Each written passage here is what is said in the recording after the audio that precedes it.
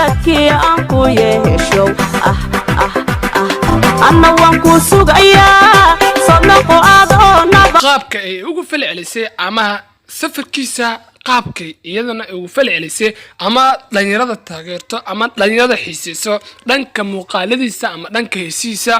waxay ahayd ama safarkii uu ku aaday dalka Zambia meeshas oo ku soo bandhigay qaabkii ama just u aaday arrimo isiga oo qaas ah wayna ka xumeed in uu safar aado ama uu ka agtago sababta qof waliba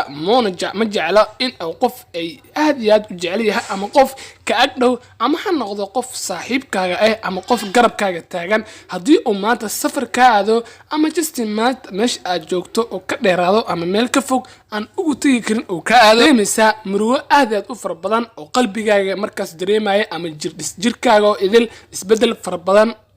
aad dareemaysaa waana qof walba laakiin aan ahayn qofkii laakiin markaas saaxiibtinimada ama qofkii markaas walaaltinimadiisa ama qof walba ama saaxiibta ha noqotee hadii ka tagto waxa dareemi kartaa aad iyo aad u far badan inaad dareemayso aad u xiisi doonto marka hal dhig kara fanaankan waxa aad iyo aad ugu xumaaday safarkiisa xitaa taageerayaasha ugu badnaa oo ku lahaa dhankaas in magaalada Muqdisho sababtoo waa meesha uu ku soo ifbaxay ama ay ku wada barteen bulshada Soomaaliyeed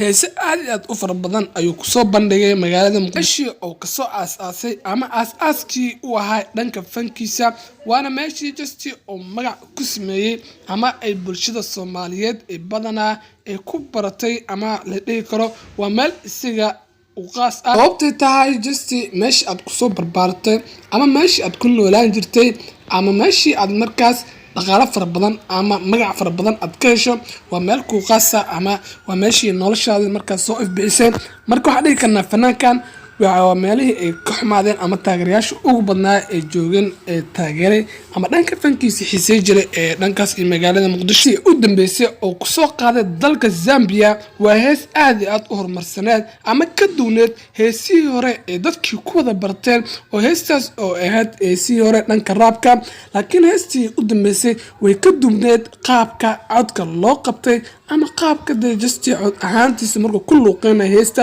looga duubay waxaad mid aad u cajiib ah ku soo saar rabaa heestiisa labaad heestaas oo ah hees muuqaalo loo soo duubi doono oo heestaas inay tahay hees karbaash ah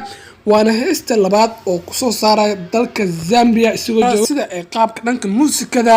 farqi fara badan baa u dhaxeeya heesihiisii hore iyo heestii u dambeysay dhan walba ha noqotee qaabkii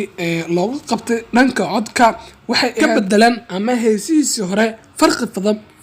fara badan ee u dhaxayso qaabka codka loo duubay ama qaabka codka looga qabtay dhanka markii oo ku luuqeynay heesta